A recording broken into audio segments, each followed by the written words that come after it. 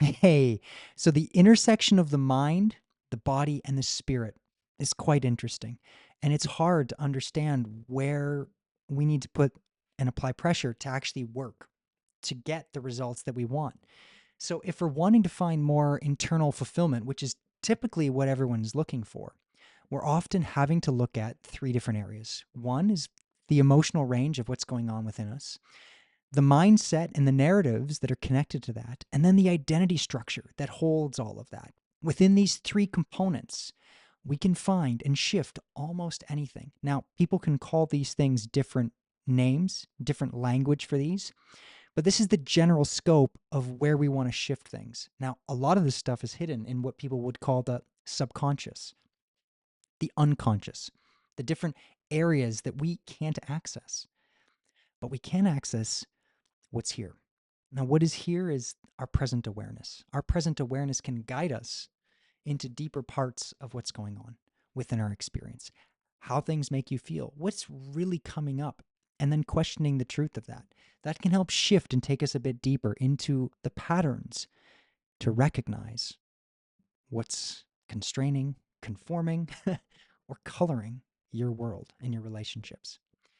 Now, if you're dealing with health challenges, it doesn't mean that just addressing this stuff is going to completely clear all of that. Sometimes these health challenges show up in tandem, meaning that we've had this distress at the level of our soul, the level of our spirit and the unconscious mind. And there's a secondary gain. The ego function is facilitating something for us to come back to what we separated from. Now, in the doing of that, we've accumulated dis-ease, toxins, pathogens, injury. So sometimes when we come back to ourself and we heal in the right way, we can then unravel these measures that have built up and created a lot of challenges. Sometimes it just happens like that. This is what you see in some of these miracle healings and people willing it with their mind. I mean, this is all possible. Healing is possible. The power that you have latent inside of you, when you really fully agree to it, when you allow that in, is unimaginable. It really is. I mean, you don't have to look far around the world for examples of that in so many different cultures. It is not something that excludes you. So that you have it, it's inside of you. The question is, do you want to wake up to it? Do you really want to wake up to what's inside of you and take responsibility? Because that's the other part. And that can be painful and it can bring up a lot of stuff.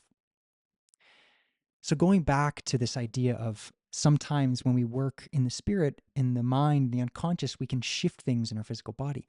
Now, sometimes we can also shift things in the physical body and it'll force us into working on the psychological elements, the emotional elements, and the things that have been stored up and built inside, pressing on these identity structures that we need to adjust and change to really find the fulfillment and the growth that would leave us feeling pretty happy.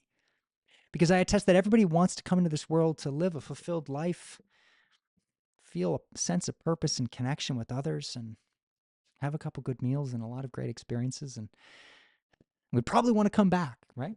Some wouldn't. Some are pretty, some people are not too happy. But regardless, it's coming back to ourself that is the most fulfilling thing.